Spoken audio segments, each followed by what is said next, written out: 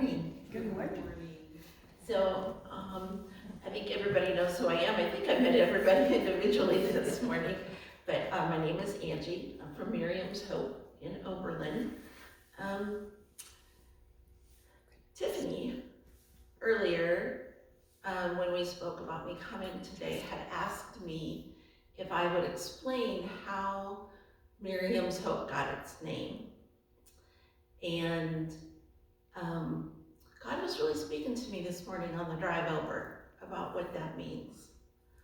So most of us are probably familiar with the story in Exodus about how Pharaoh got afraid because the Israelites were starting to outnumber Pharaoh's people.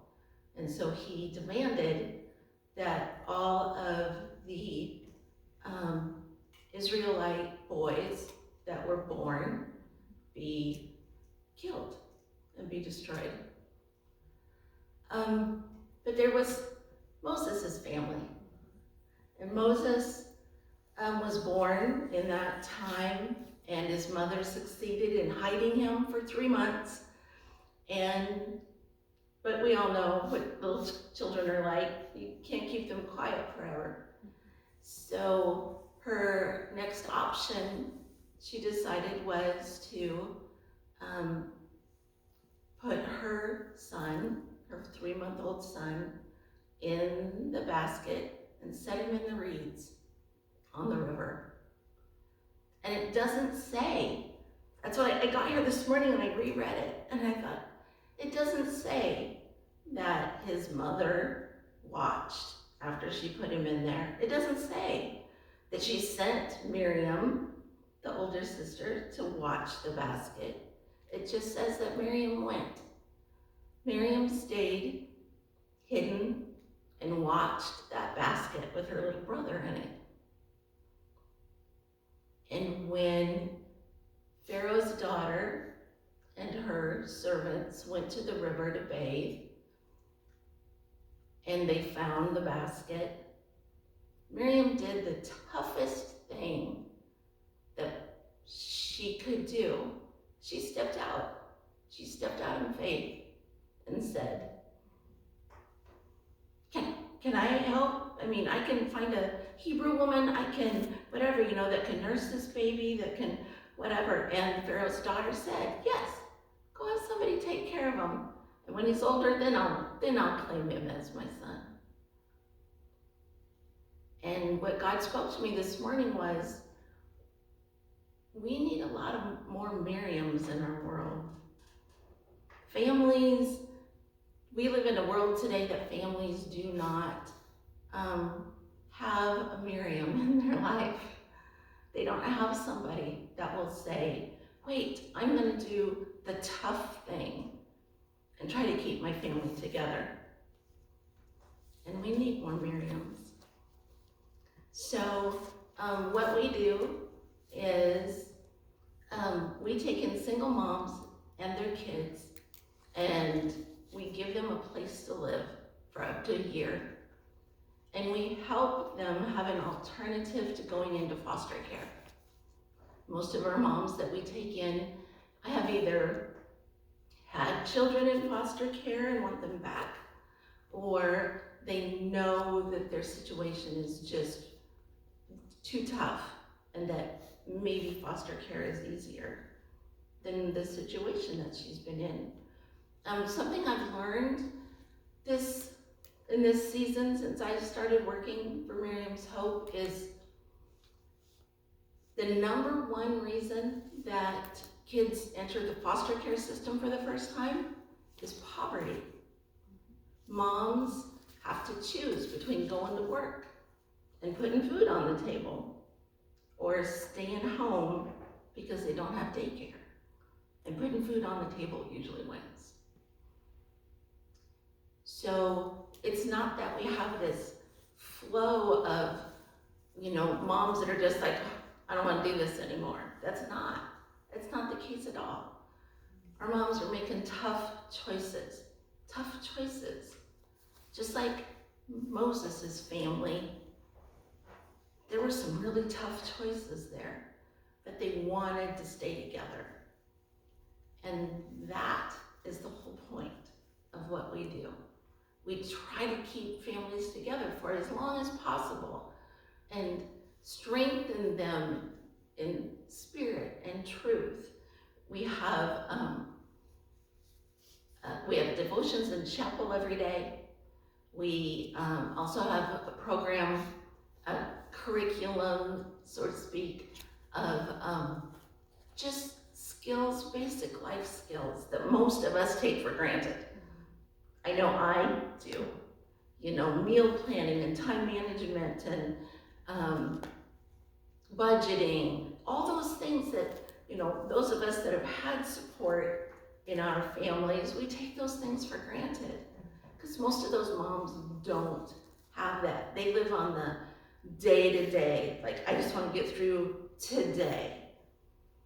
Instead of thinking, oh, I need to make a grocery list for this week and I need to, you know, figure out how we're going to get from, you know, A to B and school practices and all those things. And I have learned a lot about myself in this position, how much of my life I took for granted that was just there because I had people to support me. And so I think what I would ask of most people is to see us through Miriam's eyes. Those eyes that said, I'm gonna risk everything. Because she did. Pharaoh's daughter could have turned right to her and said, you're not one of us and you have no reason to talk. You have no business having enough, you know, gumption to even talk to me. And she put her life in danger just so she could keep her family together, even if it was just for one more day. And I think that is what I would ask, is that we could have that Miriam's heart, that we are gonna do whatever it takes to keep family together. One of the things that people are always asking me is, how can we help? Like, what can we do, you know, to help support you? And of course, we'll take funds, we'll never turn down money. But one of the most important things that you can do for us is pray. Because our day-to-day is kind of a roller coaster. And if it's that way for us, imagine what it's like for the families that are trying to do that. So I would ask that you would pray that everybody that walks through our doors would want to make the tough choice, even if, trust me, there are days they do not want to be there, but they know that they have a little bit more support, and maybe I don't have to do this all by myself. So they go on the day-to-day until they realize that they're not alone. And by not being alone, that means they have not just our face-to-face support, but they have all the prayers of all of you to help them in that day-to-day tough decision-making process. So I left some things out in the, out in the foyer on the table. There's just some information flyers and, you know, my contact information.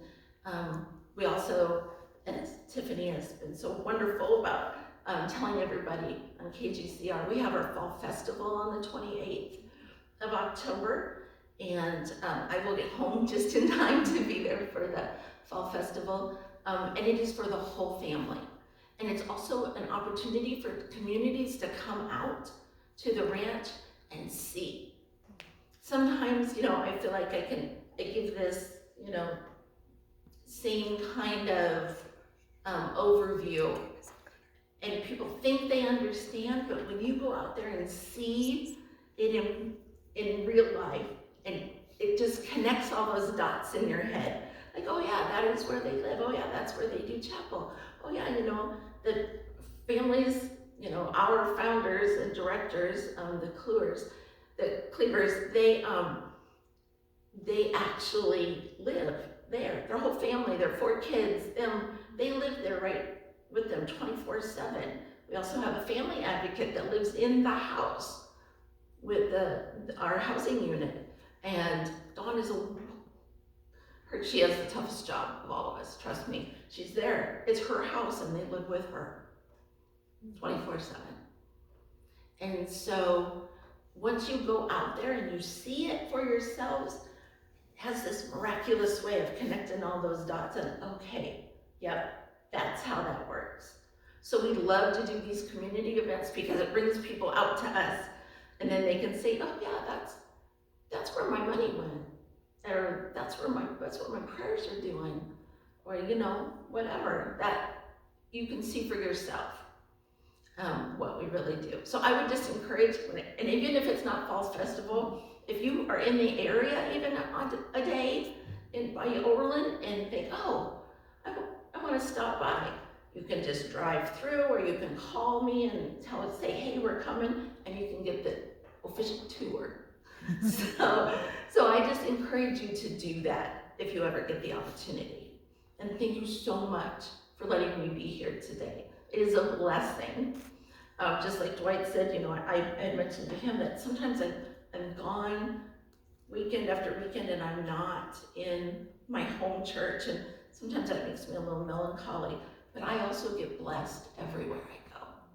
I get to meet people that have a heart for God, and I get to meet pastors that, have the same desires that we do, that we would all work together as God's body of Christ and step outside ourselves to do something that's not just for us. So thank you all.